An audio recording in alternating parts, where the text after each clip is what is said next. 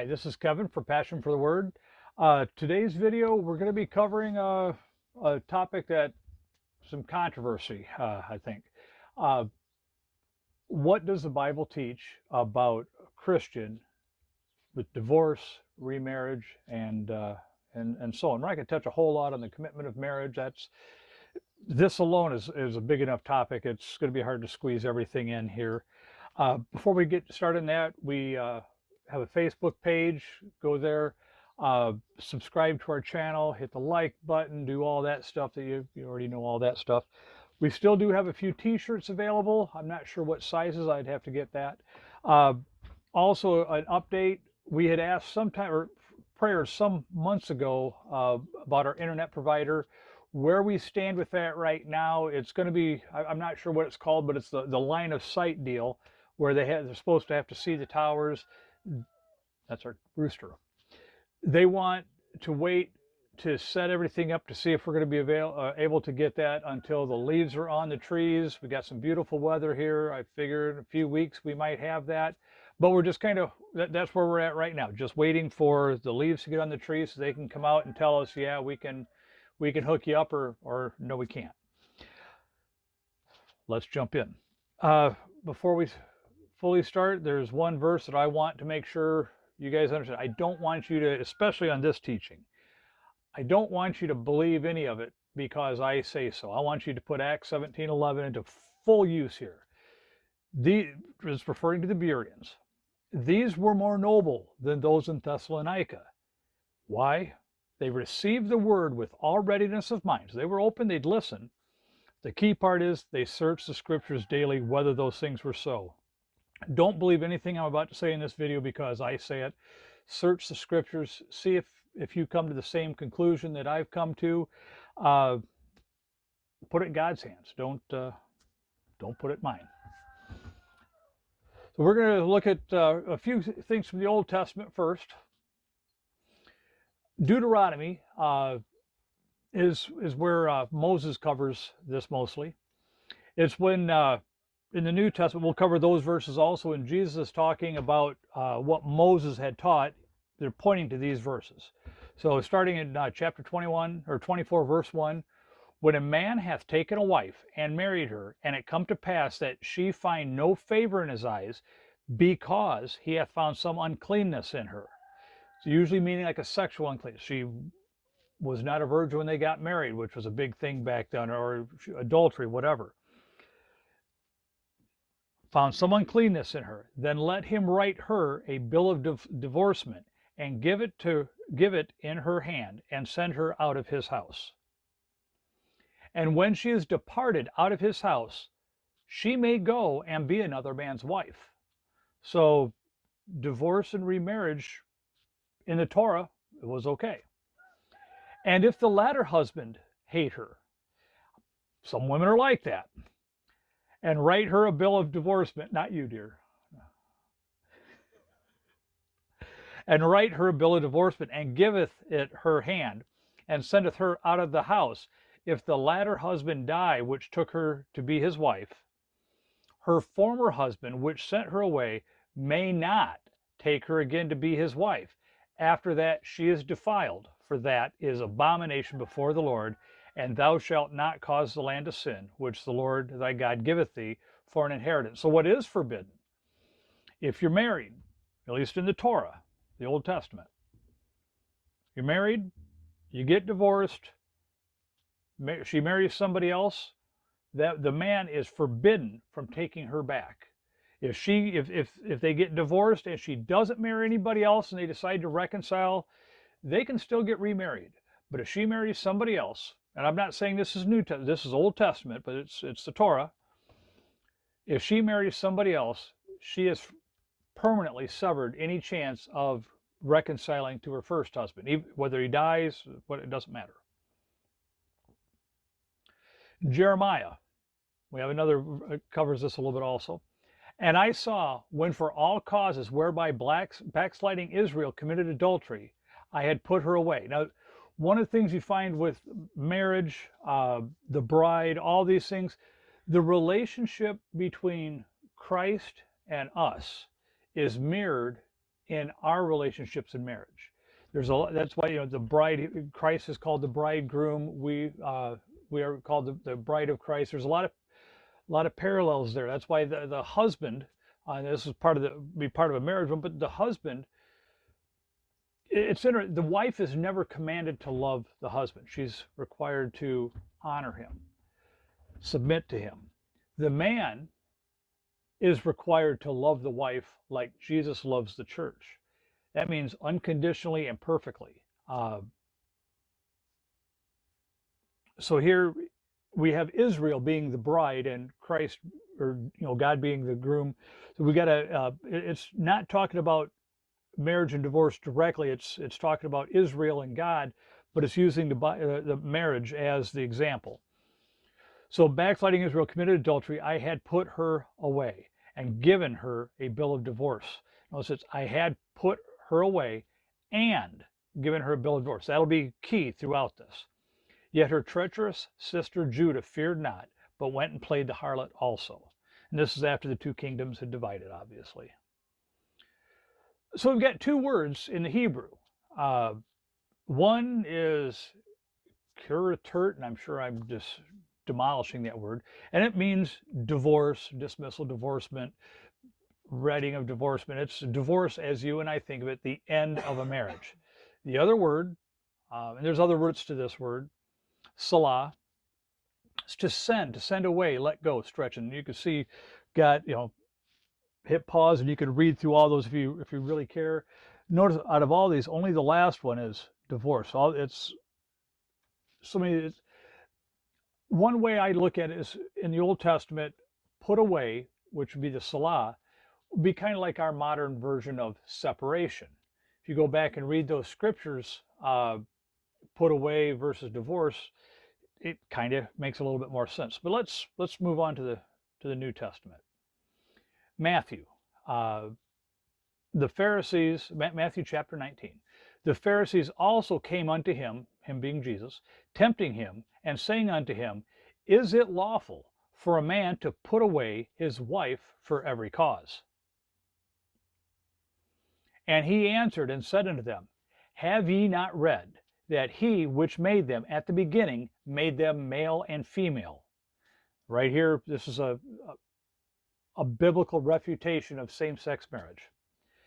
And said, For this cause shall a man leave father and mother, and shall cleave to his wife, and they twain shall be one flesh.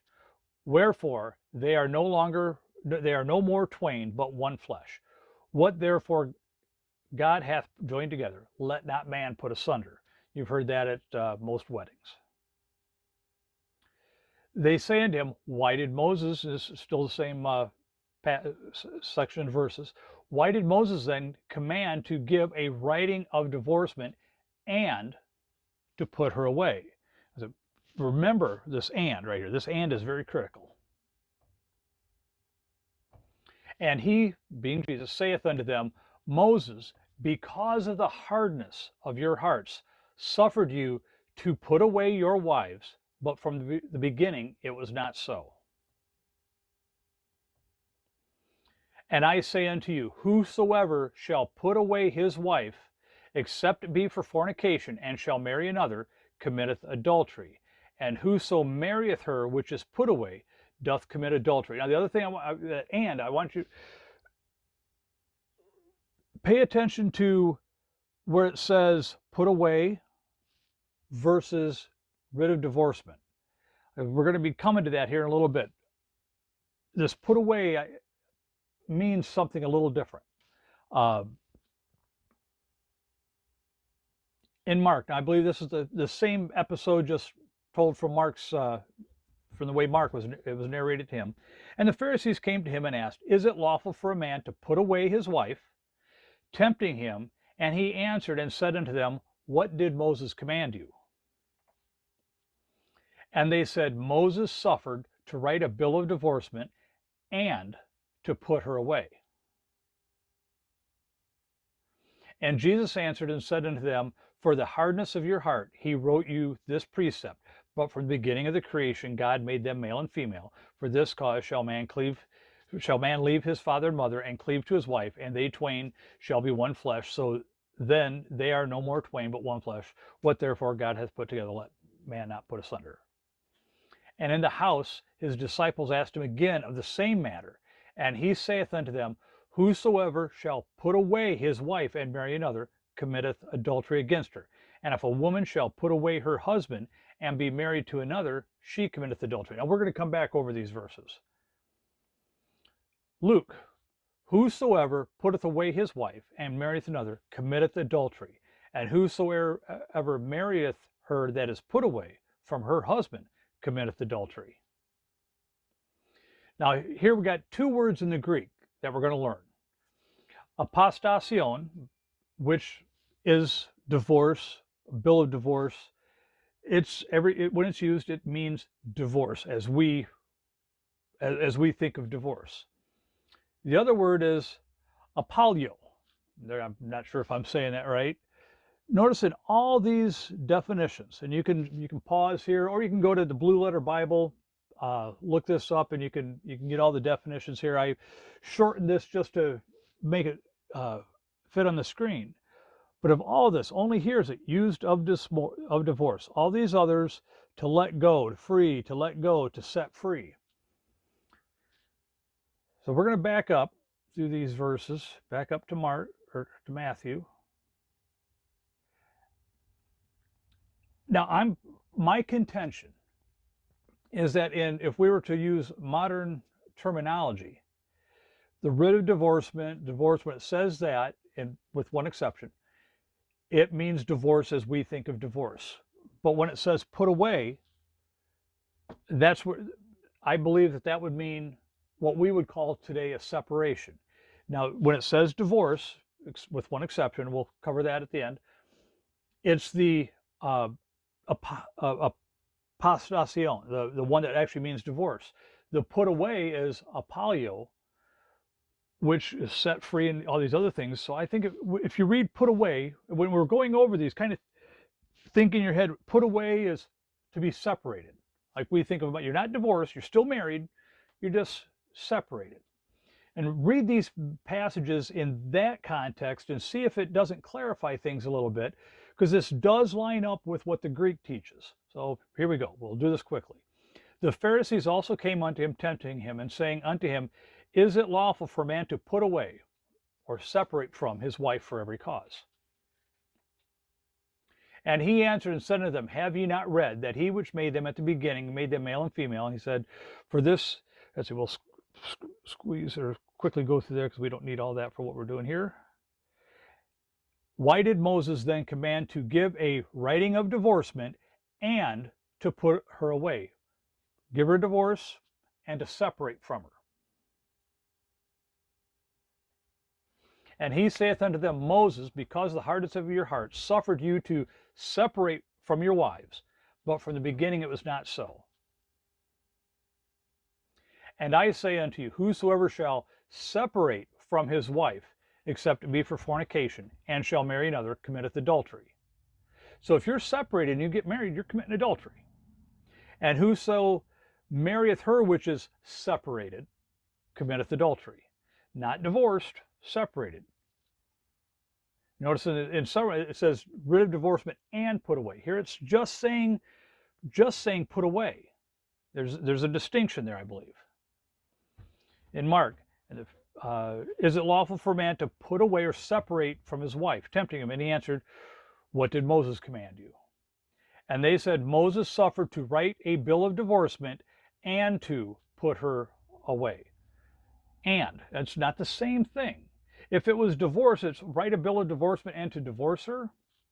That it just doesn't, it's not the way things are said. And Jesus answered and said, for the hardness of your heart, he wrote you this precept. And of course, we don't need to cover that for this part.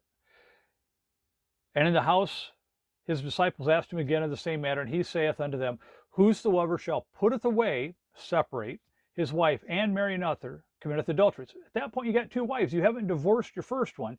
You're just separated. You're committing adultery. And if a woman shall put away her husband, separate from him, and be married to another, she committeth adultery. That makes sense. If she's still married, but she's just separated, she's got two husbands now.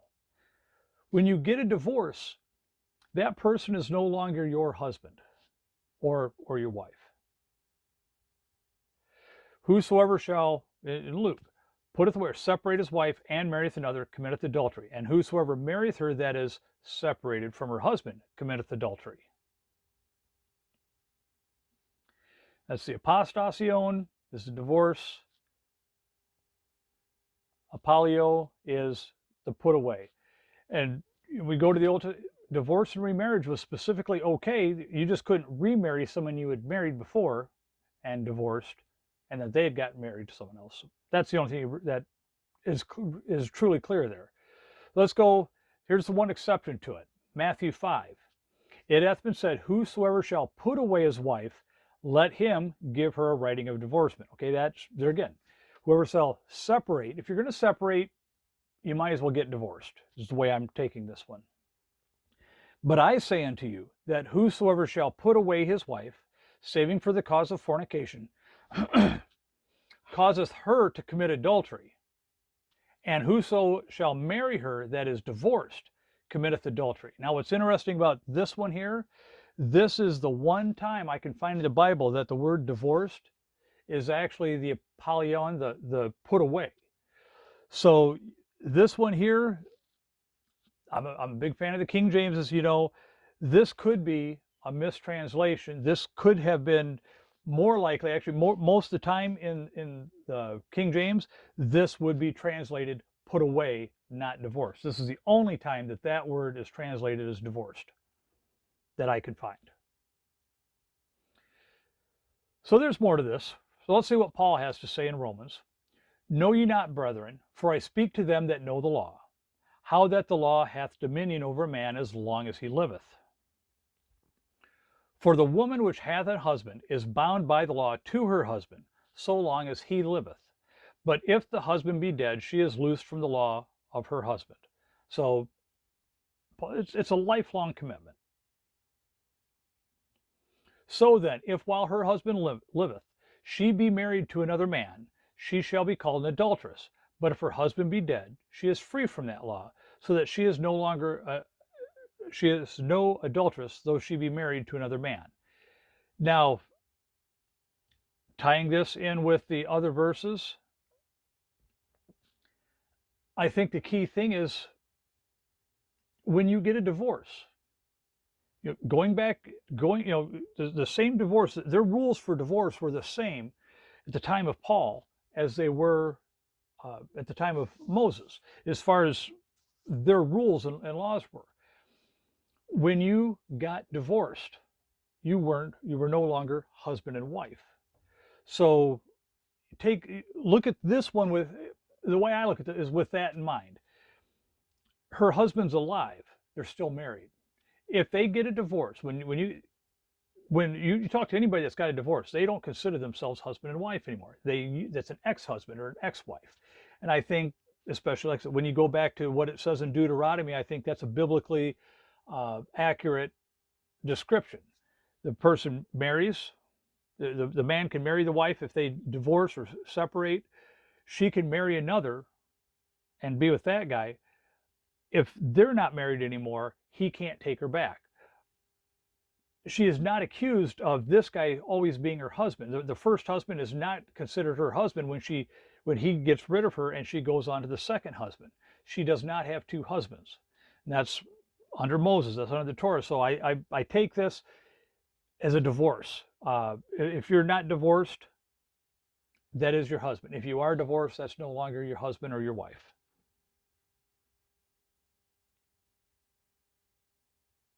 Now concerning the things whereof you wrote unto me, this is also Paul in 1 Corinthians, it is good for a man not to touch a woman. Nevertheless, to avoid fornication, let every man have his own wife, and let every woman have her own husband. Let the husband render unto the wife due benevolence, and likewise also the wife unto the husband. The wife hath not power over her own body, but the husband. And likewise also the husband hath not the power over his own body, but the wife. This is when it's two become one flesh. this is mine and that's yours, it doesn't really apply anymore. It's shared. You are one. You're supposed to be united in more than just body. I mean, every way you're supposed to be really two halves of the same. Guess you could say it's almost like a mirror of the Trinity, just in two parts instead of three. Something to chew on a little bit. Going on, defraud ye not one another, except it be with consent for a time. That means deny each other sex. You shouldn't do that unless it's with mutual consent, that ye may give yourself to fasting and prayer and come together again, that Satan tempt you not for your incontinency.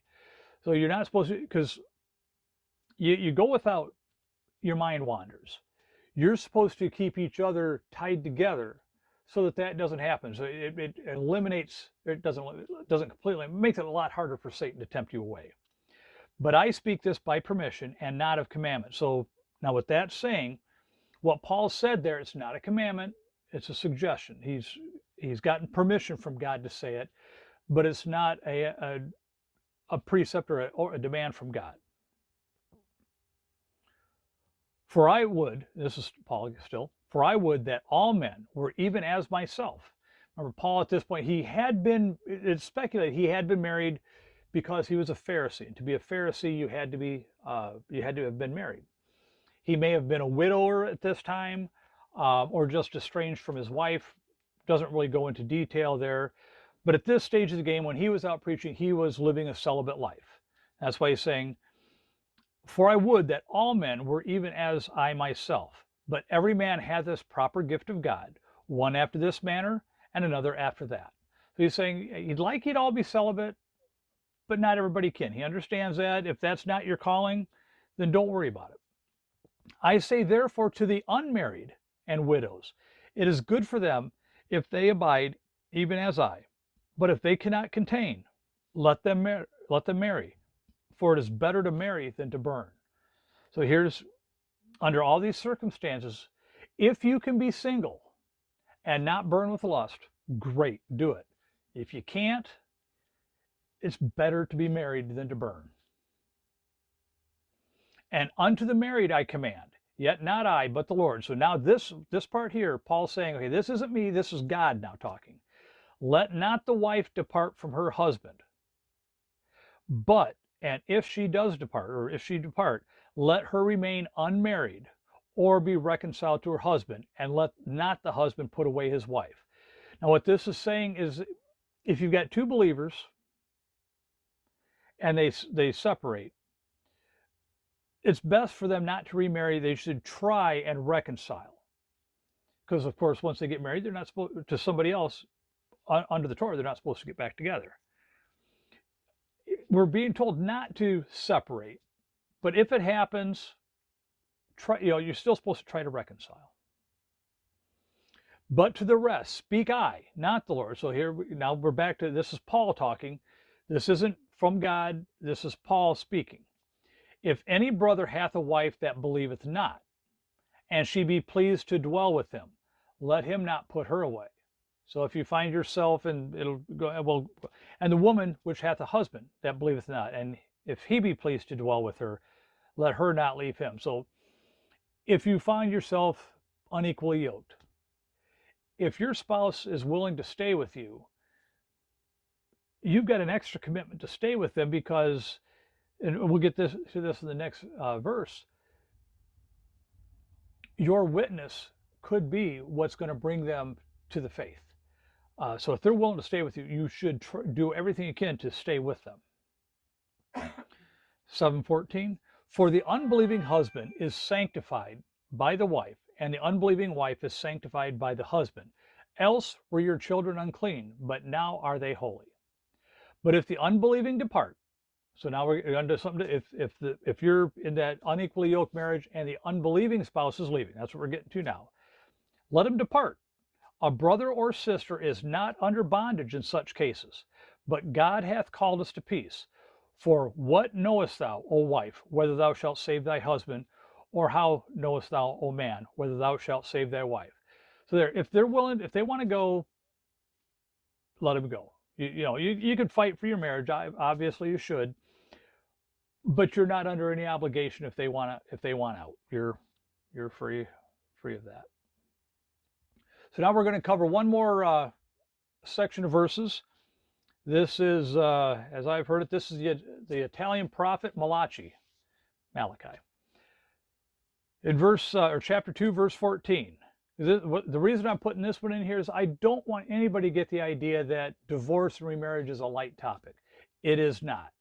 And this is going to clarify that right here. As Christians, it should be the absolute last resort. Only after everything else has been completely exhausted should divorce be a consideration. We've made divorce too easy in this culture. It should be, especially in the church. In the church, the numbers of divorced people in the church, or couples in the church getting divorces, is no different than it is in the secular world, and that is alarming. We should be setting a much better example as a church. So back to Malachi. Yet ye say, wherefore? Because the Lord hath been witness between thee and the wife of thy youth, against whom thou hast dealt treacherously. Yet is she thy companion and the wife of thy covenant. I think this is actually kind of pointing to, the thing about trading in the old wife for a newer model. When the wife of your youth, you guys have grown old together. Some guys, tragically enough, they decide they want a younger model, and they're looking for something new and exciting. And I think this is directly addressing that. And did not he make one? Yet had he the residue of the Spirit, and wherefore one? That ye might seek a godly seed. Therefore take heed to your spirit, and let none deal treacherously against the wife of his youth. If you've got a wife that you've been with from youth, do not deal poorly against her. This is a warning. You should honor her. You should. She's been with you through thick and thin. You should really treasure her. Ye have wearied the Lord with your words, yet ye say, wherein have we wearied him? When ye say, everyone that doeth evil is good in the sight of the Lord, and he delighteth in them. Or where is the God of judgment? I missed a verse in there.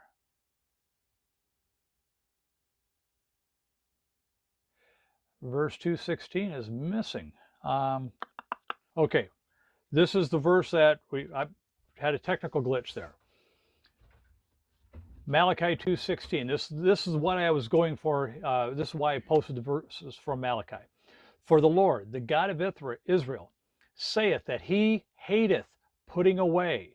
For one covereth violence with his garment, saith the Lord of hosts. Therefore take heed to your spirit that ye deal not treacherously. He hateth putting away. God hates divorce. He doesn't want us divorced. It's not part of his plan. It's our failure to live up to our commitment that causes this. Sometimes it's more one-sided. Sometimes it's very equal. Either way, divorce is a failure. It's certainly not. It's never the ideal. I did not do this video to make you think that divorce is a light thing.